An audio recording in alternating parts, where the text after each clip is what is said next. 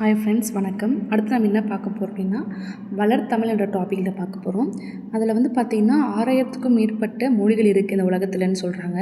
அடுத்து பார்த்திங்கன்னா பாரதியார் யாமறிந்த மொழிகளில் தமிழ் மொழி போல் இனிதாகும் எங்கு காணும் என்ற ஒரு மொழி சொல்லியிருப்பார். அடுத்து பார்த்திங்கன்னா நம்ம தமிழ் மொழியில் அதிகமாக வளஞ்சொலி எழுத்துக்கள் தான் பெரும்பான்மையாக இருக்குதுன்னு சொல்கிறாரு. தமிழில் தோன்றி முதல் இலக்கண நூல் தொல்காப்பியம். அதே மாதிரி பார்த்திங்கன்னா தமிழ் என்ற சொல் பார்த்திங்கன்னா முதல்ல எங்கே இடம்பெற்றுன்னா தொல்காப்பியம் என்ற நூல் இடம்பெற்றிருக்கு.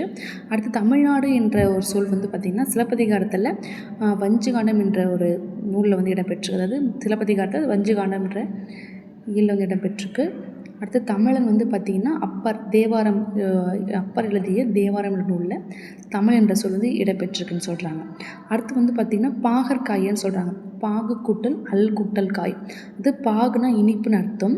அதாவது இனிப்பு அல்லனா இல்லைன்னு அர்த்தம். அப்போ இனிப்பு இல்லாத காயின்னு சொல்லிட்டு பாகற்காய்க்கு பெயர் வைக்கிறாங்க. இந்த ஒரு தன்மையில் தமிழ் மொழிக்கு பெயர் வச்சுருக்கிறாங்க. அடுத்து பார்த்திங்கன்னா உயர்திணை தாழ்த்திணை அப்படின்னு தான் வந்திருக்கணும். ஆனால் பார்த்திங்கன்னா நம்ம தமிழ் மொழியில் நம்மளுடைய சான்றோர் எப்படி வச்சுருக்காங்கன்னா அக்திணைன்னு சொல்கிறாரு. அதாவது எப்படின்னா அல் கூட்டல் திணைன்னு பிரிக்கும் போது உயர்வு அல்லாத திணை. அப்போ தமிழ் மொழியில் நேரடியாக எந்த ஒரு சொல்லையோ என்ன சொல்லுவாங்கன்னா நெகட்டிவாக சொல்ல மாட்டாங்க, பாசிட்டிவாக அதோட தன்மை பாசிட்டிவாக சொல்லக்கூடிய மனப்பான்மை நம்ம தமிழ் மொழியில் இருக்குன்றதை இங்கே பதிவு செய்கிறாங்க.